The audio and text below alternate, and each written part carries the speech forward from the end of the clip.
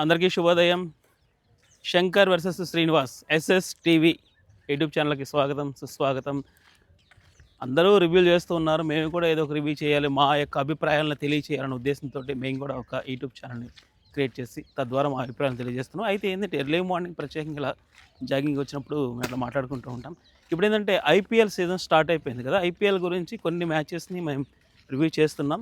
ఈ సందర్భంలో మరి నిన్న జరిగినటువంటి చెన్నై అండ్ ముంబై మ్యాచ్ మరి దాదాపుగా నేనైతే మాత్రం ఓడిపోయాను. అంటే నాకు ఆ టీం వచ్చింది ముంబై, తర్వాత శ్రీనివాస్ వచ్చేసిందంటే చెన్నై. గెలిచే టీం నాడు తీసుకున్నాడు, ఓడిపోయే టీం నాకు ఇచ్చాడు నిన్న కావాలని. వాడు కక్ష తీర్చుకున్నాడు. అయినప్పటికీ కూడా ఏంటంటే నేను ఎట్లయినా సరే ఎస్కేప్ అవ్వాలంటే ఎలా అనే దాని గురించి కొద్దిగా మరి వాడి దగ్గరికి వెళ్ళి శ్రీను ఉంటున్నాడు కాబట్టి మరి వాడి యొక్క హావభావాలు, వాడి యొక్క ఎక్స్ప్రెషన్ ఏమైనా శ్రీనివాస్ బాలశంకర్ ఏం సంగతులు? యా యా యా ఏముందిరా గుద్దుతున్నావు అక్కడ? గెలుపు ఏముందని గుద్దుతున్నావురా? గెలుపు అనేది ఎలా ఉండిద్దో రుచి చూశానమ్మా, అర్థమైందా? ఓటమిని నీకు పరిచయం చేశాను. ఆగు ఆగు ఆగు, ఓటమి నాకు పరిచయం చేశాను అనుకుంటున్నావు? గెలుపు నీకు అలవాటు చేశా, గెలుపు నీకు పరిచయం చేశా, తెలుసుకో. అంటే మీరు ఒకటి ఉన్నారండి. ఇప్పుడు చెన్నై వాళ్ళంటే ఏంటంటే అక్కడ అభిమానం వీరాభిమానం, అది కొత్త అభిమానం కాదు అది. ఎందుకంటే చెన్నై వాళ్ళకి ఏంటంటే స్వార్థం ఎక్కువ. ప్రతి దాంట్లో మేమే ఉండాలి, మొత్తం మాకే కావాలనుకుంటారు. అందులో చూసారా మరి ఇప్పుడు చెన్నై చెన్నైలో జరిగేటప్పుడు మొత్తం పసుపు మయం అంటే కావాలని ప్రత్యేకంగా చేస్తారు వాళ్ళు. అట్లా నిన్నేం చెప్పాను నేను. ఇప్పుడు భక్తులు ఉంటారండి, భక్తులు ఆ ఏ రేంజ్ లో భక్తులు ఉంటారంటే ఒక రకంగా చెప్పాలంటే గుళ్ళు కడతారు పెద్ద పెద్ద వాళ్ళు, సెలబ్రిటీలకి. ఆ రేంజ్ లో అక్కడ ఉంటది కాబట్టి. సర్లే, ఓడిపోయిన తర్వాత 100 మాటలు చెప్పచ్చులే కానీ 100 మాటలు చెప్పలేదమ్మా. నేను మీకు గెలుపునిచ్చాం అంటే అసలు గెలుపు అంటే ఎలా ఉంటది? ఆ గెలుపు మీకు ఓటమిని పరిచయం చేసామని ఒప్పుకోరే. ఓటమి పరిచయం కాదు, మేము ఓడిపోలా, మిమ్మల్ని గెలిపించాం మేము, అది తెలుసుకోవాలి నువ్వు. ఓహో, ఏం చెప్పారు ఇదేమో గానీ మ్యాచ్ చూసావు, ఎలా జరిగిందంట? మ్యాచ్ మాత్రం ఎక్సలెంట్ శ్రీనివాస్. మ్యాచ్ మాత్రం నేను లాస్ట్ లో చూసాను కానీ స్టార్టింగ్ చూడలేదు. నిన్న నేను చెప్పాను కదా నీకు, అది చెన్నై పిచ్చి స్పిన్ అనుకూలించిద్ది, కాస్త ఒళ్ళు దగ్గర పెట్టుకొని ఆడాలని చెప్పాను కదా. అది కాదు మ్యాచ్ చూసావు కదా. రోహిత్ శర్మ ఫస్ట్ అయిపోయాడు. అవును. తర్వాత ఇంకో మిగతా 2 బ్యాట్స్మెన్లు కూడా అవుట్ అయ్యారు. అవును. తర్వాత ఏమైంది, 90కే పడ్డాయి. అవును. 5 వికెట్లు కానీ మొత్తానికి చిన్నగా తీసుకొని వెళ్ళారు. అవును. అక్కడ చెన్నై సంబంధించి నూర్ అహ్మద్ అని ఆఫ్ఘనిస్తాన్ బౌలర్ అనమాట. అవును. అల్లాడిచ్చాడు శంకర్. అవును. మామూలుగా కాదు, 4 వికెట్లు తీశాడు. అసలు కొన్ని అసలు ఎందుకంటే అందుట్లో మన ఎవరు ధోని ఒక స్టంపింగ్ చేశాడు సూర్యకుమార్ని. సూర్యకుమారే ఆశ్చర్యపోయాడు. రెప్పపాట్లు అయిపోయిందంట కదా. సూర్యకుమార్ ఆశ్చర్యపడి చెప్పానుగా, అక్కడ ఉంది ధోని అమ్మ, మీరు కొంచెం క్రిజ్ లో నిలబడి ఆడుకుంటేనే మంచిది అని చెప్పానుగా నీకు నిన్న.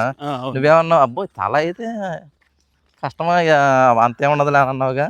ఏదో తెలిసిందిగా. అయ్యా, ఇక్కడ మీరు గమనించాల్సింది ఏంటంటే ఒప్పుకోరు ఇక్కడ విషయం గమనించాలి శ్రీనివాస్. ఇప్పుడు ఆటగాళ్ళు సమపాడలో ఆడారు.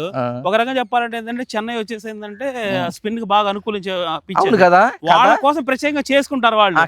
ఏమవుతుంది, సి పక్కన ఉంటుంది స్టేడియం అది. సో దాని కారణంగా ఏమవుతుందంటే తేమ ఎక్కువ ఉంటుంది. ఒక రకంగా వచ్చే దమ్ము వల్ల బాల్ ఏమవుతుందంటే స్కిడ్ అయిపోతా ఉంటది. అది అనుకున్నంతగా తిరగదు బాల్. కొంచెం వినండి సార్, మేము చెప్పేది కూడా. అది కాక ముంబై కూడా బుమ్రా లేడు, హార్దిక్ పాండ్యా ఎందుకో.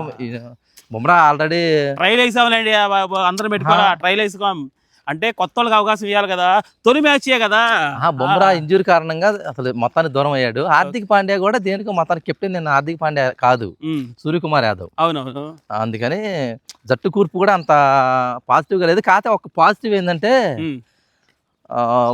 కేరళకు సంబంధించిన ఒక కుర్రాడిని విఘ్నేష్ ఏదో పేరు ఉంది, అతన్ని తీసుకున్నారు. మెచ్చుకోవాల్సిన విషయం ఒకటి, ముంబై మాత్రం నిన్న 2 కొత్త వాళ్ళకి చిన్న కుర్రాళ్ళు అప్పుడే ఫస్ట్ మ్యాచ్ డెబ్యూట్ ఇచ్చారు.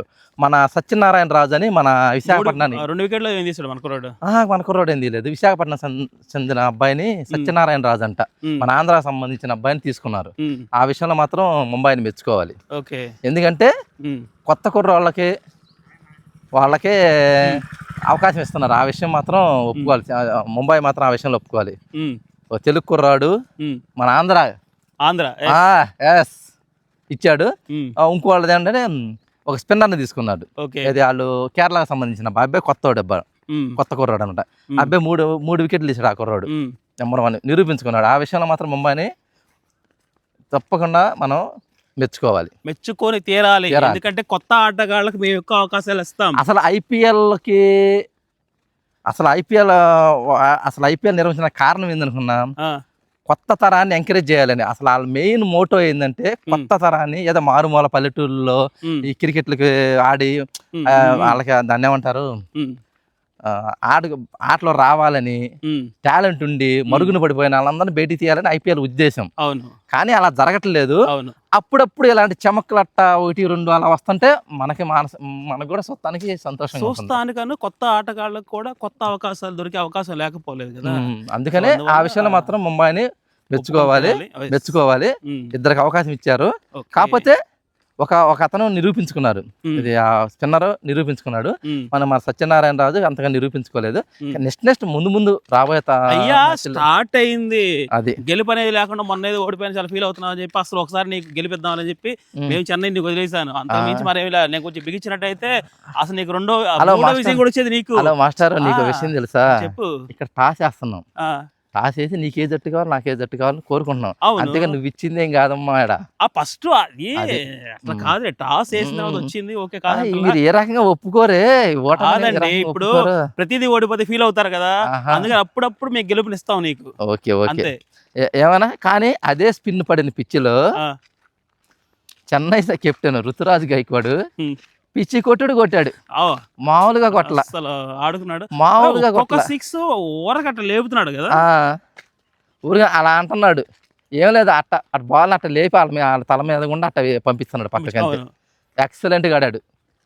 చెన్నై కెప్టెన్ మాత్రం సూపర్ గా ఆడాడు. ఆ ఇన్నింగ్స్ వల్లే వాళ్ళు గెలవగలిగారని నేను అనుకుంటున్నా. ఆ ఇన్నింగ్స్ మాత్రం లేకపోతే వాళ్ళకి టఫ్ అయ్యేది మ్యాచ్. అప్పటికి టఫ్ గానే వచ్చారు. లాస్ట్ కూడా బిగించారు. కాకపోతే ఇంకొక 13 బాల్కి 12 రన్స్ కొట్టాలి. ఆ టైంలో జస్ట్ మరొక 2 6లు బాదాడు. ఇప్పుడు లాస్ట్ ఒక 6 బాదాడు కదా అతను. అప్పటికి అవుట్ అయ్యాడు లాస్ట్ లో. ఇంకా దగ్గరకు ఉంది మ్యాచ్ దగ్గరగానే ఉంది వాస్తవంగా. కెప్టెన్ ఇన్నింగ్స్ అది ఆడపోయినట్టయితే ఎందుకు లాస్ట్ కి ధోని అని జడేజా ఫినిష్ చేశారు. ధోనికి అవకాశం ఇచ్చారులే. నిజం చెప్పాలంటే ధోని కోసం స్టేడియం మొత్తం ఆత్రంగా ఉందన్నమాట. అసలు నీకు సంగతి తెలుసా? చెన్నై ఇన్నింగ్స్ బిగిన్ చేస్తే ఆటగాడు అయిపోయాడు అనుకో బాధపడతారు. అవును, కానీ చెన్నై మ్యాచ్ లో ఆటగాడు అయిపోతే గోల్ చేస్తారు తెలుసా? నిజమే కదా, ధోని వస్తాడని.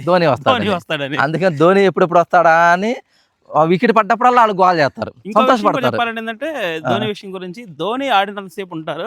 ఒకవేళ ధోని కనుక అయిపోయాడు అనుకో కొంతమంది సర్దేస్తుంటారు జనం అంతా, వెళ్ళిపోతుంటారు. నేను చాలా సందర్భాల్లో అయిపోయింది. అందుకనే ధోని అసలు లెక్క ప్రకారం 3వ నెంబర్ 5వ నెంబర్ ఆడాలి. ఆయన చివరికి పడేసారు. ఎందుకు పడేసారంటే ఆయన అయిపోయాడు అనుకో స్టేడియం జనం వెళ్ళిపోతున్నారు. అందువల్ల అది నాకు మాత్రం అనిపించింది. అది నీకే కాదు, అది జరుగుతున్న వాస్తవం అనమాట. అది ప్రత్యేకంగా నీకు అనిపిస్తడం కాదు, జరుగుతున్న వాస్తవం. అందుకని స్టేడియంలో జనాన్ని నిలబెట్టడం కోసం ధోని వెనక్కి తోశారనేది నా ఉద్దేశం. కానీ నిన్న ఏ మాట మాట చెప్పుకోవాలి, చెన్నై వాళ్ళు మాత్రం ఎక్సలెంట్గా ఆడారు. ముంబై కూడా బాగానే ఆడింది. అది అలా కాకపోతే కొంచెం వాళ్ళకి బాగానే ఆడలా. విషయం అర్థం కావట్లా. చెప్పు, పోరాట పట్టిమా. అసలు ఆట అంటే ఏంది నిన్న మేము చూపించాం. ఏది ఓటమంటే తెలియనటువంటి చెన్నై టీం కి అసలు ఓటమి రుచి చూపించాం. చివరికి అసలు వ్యక్తి బయటకు రావాల్సి వచ్చింది. నీకు సంగతి తెలుసు, ఓటమి చెన్నై కాదమ్మా, ముంబై ఓడిపోయింది. నేను చెప్పేది అదేనమ్మా. కానీ ముంబై కూడా దరిద్రం ఏందో చెప్పమంటావా?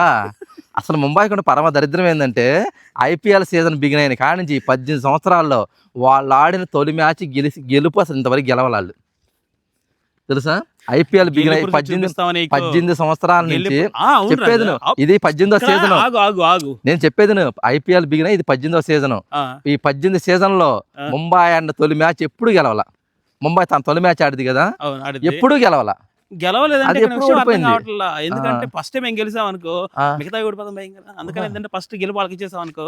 అంటే జనరల్ గా టాస్ వాళ్ళకి ఇస్తాం, గెలుపు మేము తీసుకుంటాం. ఈసారి ఏంటంటే టాస్ మీకే ఇచ్చాం, గెలుపు కూడా మీకే ఇచ్చాం.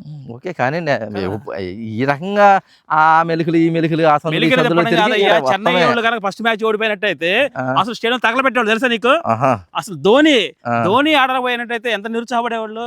అయినప్పటికీ కూడా ఉమ్, మన వాళ్ళు ఏంటంటే ఏం చేశారంటే, కాదులే పాపం చెన్నైలో ఆడుతున్నాం కాబట్టి చెన్నై వాళ్ళకి ఆ మాత్రం ఫేవర్ చేద్దాం అని చెప్పి మన వాళ్ళు కూడా కొద్దిగా చూసి చూడనట్టుగా బౌలింగ్ కట్టేశారు. ఆ, అందుకని ఏంటంటే మెయిన్ తడాకా జట్టుని దింపినట్టయితే మీ వాళ్ళకి చుక్కలు కనిపెట్టాయి. ఉమ్, సరే, జరిగిపోయింది. ఉమ్. మొత్తానికి కానీ మేము మిమ్మల్ని గెలిపించాము. సరే ఒప్పుకొని మీరు ఎట్టా ఎట్టా విత్తనవాదం చేస్తే మనం ఏం చేయలేం. కానీ నిన్న చెన్నైలో మాత్రం రుతురాజ్ గైక్వాడ్ నెంబర్ ఎక్సలెంట్గా ఆడాడు. ఉమ్, రచన్ రవీంద్ర నిలబడి అయితే తక్కువ స్కోర్ నిలబెట్టాడు, వికెట్ నిలబెట్టాడు, ఒక పక్క నుంచి పాతుకుపోయాడు. అంతే. రచన్ రవీంద్ర మాత్రం ఒక పక్క నుంచి అలా నిలబడి ఉమ్, అటు పక్క వికెట్లు పడుతున్నా కూడా ఇటు పక్క తను చిన్నగా చేసుకుంటూ మొత్తం లక్ష్యాన్ని ఛేదించారయ్యా. yes. చెన్నై మాత్రం కొంచెం జాగ్రత్తగా ఆడి చేసింది. ఉమ్, ముంబై కూడా ప్రయత్నించింది, ఉమ్, తన ప్రయత్నం తను చేసింది. ఉమ్. కానీ గెలుపు అనేది ఒకరికే వచ్చింది కాబట్టి నిన్న చెన్నై గెలిచింది, ముంబై ఓడిపోయింది. అయితే ముంబై కొన్ని పాఠాలు నేర్చుకోవాలి, కాస్త వికెట్ నిలబడాలి, తొందరపడకూడదు. ఉమ్. బౌలర్స్ కూడా నెక్స్ట్ చూపిస్తాం, ఇంకా ఓకే నెక్స్ట్ చూపిస్తాం. ఓకే. నేను మాకు చెన్నై వచ్చింది కాబట్టి ఒక విషయం గమనించు, రేపు ముంబై తరపున నువ్వు మాట్లాడాల్సి వచ్చింది. అదే నేను అంటున్నా, రేపు నేను ముంబై తరఫున మాట్లాడాల్సి వచ్చింది. నేను రెండు విధాలు చెబుతున్నా, అందుకని ఆలోచించి మాట్లాడమ్మా. ఈ రోజు గెలుపు రాదు వచ్చింది కాబట్టి ఈ రోజు వచ్చింది. ఓకే, ఓకే గెలుపు నీదే ఈ రోజు. Okay, thank you so much. Okay, దీనికోసం ఇంత నుంచి వెయిట్ చేస్తున్నాం సార్. మేమేమైనా రాంగానే కంగ్రాట్స్ చెప్పాలి, మీరు ఓడిపోతే మాత్రం లాస్ట్ కంగ్రాట్స్ చెబుతారా? కానివ్వండి, ఏదోటి కంగ్రాచులేషన్స్ వచ్చింది. ఓకే ఫ్రెండ్స్, ఎవరు బెట్టింగ్ల జోలికి వెళ్ళబాండి, మీ సంసారాన్ని నాశనం చేసుకోవద్దు. క్రికెట్ అనేది ఓన్లీ ఎంటర్టైన్మెంట్ చూడండి, ఎంటర్టైన్మెంట్ అవ్వండి, ఎంటర్టైన్మెంట్గానే భావించండి. అంతేగాని బెట్టింగ్ల జోలికి వచ్చి మీ సంసారాలని, మీ జీవితాన్ని, మీ డబ్బుల్ని వేస్ట్ చేసుకోవద్దు. ఇది మా యూట్యూబ్ ఛానల్ తరఫున మా విన్నపం. తప్పుగా మీరు భావించకండి. ఎందుకంటే 1-2 సార్లు ఈ విషయం చెప్తున్నానంటే మాకు లేని బాధ మీకేంది అనుకోవచ్చు. కానీ బాధపడేది మీది కాదు, మీ ఇంట్లో ఉన్నటువంటి మీ పెద్దలు బాధపడచ్చు, మీ పిల్లలు బాధపడతారు, మీ భార్యలు బాధపడతారు. పిల్లలు నోటి కాడ కూడి తీసుకెళ్ళి చేయడం కూడా కరెక్ట్ కాదు. ఈ బెట్టింగ్ వల్ల అరే బుడంకాయలు, ఒక మాట గుర్తుపెట్టుకోండి, నాన్న జేబులో డబ్బులు దొబ్బేసి సరదాగా బెట్టింగ్లు పెట్టుకోమాకండమ్మా. ఆట ఆడుకోండి, సరదాగా హై స్కూల్కి వెళ్ళండి, లేదా స్కూల్ కాడికి వెళ్ళండి, గ్రౌండ్లోకి వెళ్ళండి, చక్కగా ఆడుకోండి, హ్యాపీగా ఉండండి. ఏదైనా అవసరమైతే నాన్న అడగండి, మీ మనసులో ఏదైనా బాధ ఉన్నా సరే అమ్మకి చెప్పండి, నాన్నకి చెప్పండి. అంతే తప్పించి చిన్న విషయాలు కూడా మనస్పర్ధలకి దూరం అవ్వద్దు. మీ యొక్క మనసును పాడు చేసుకోకండి. ముఖ్యంగా బెట్టింగ్ జోలికి ఈ ఐపీఎల్ సీజన్ కాబట్టి బెట్టింగ్ జోలికి అసలు వెళ్ళవద్దు. ఇక్కడ ఒక విషయం చెప్తున్నాను, 10th క్లాస్ ఎగ్జామ్ జరుగుతున్నాయి, ఎగ్జామ్ మీద బాగా కాన్సన్ట్రేషన్ చేసుకోండి, బాగా రాయండి. దాంట్లో జయాలు మీరు రాసే విధానాన్ని బట్టి అలా ఉంటుంది కదా తప్పించి, మీరు ఏదో మనం ఎక్కువ మార్కులు రాలేదని, ర్యాంకు రాలేదనో, లేకపోతే పర్సంటేజ్ రాలేదని మాత్రం దయచేసి మీరు ఎటువంటి పిచ్చి పనులకు గురి కాకండి. లాస్ట్ టైం చాలా జరిగాయి, దయచేసి అది కూడా గుర్తుపెట్టుకోండి. చిన్నపిల్లలు దేన్నైనా పాజిటివ్గా తీసుకోండి. ఓకేనా? Thank you so much. మళ్ళీ మనం మరొక వీడియోలో గెలుద్దాం. ఓకే శ్రీనివాస్, మరొకసారి చెన్నై గెలిచినందుకు నీకు thank you so much. Bye.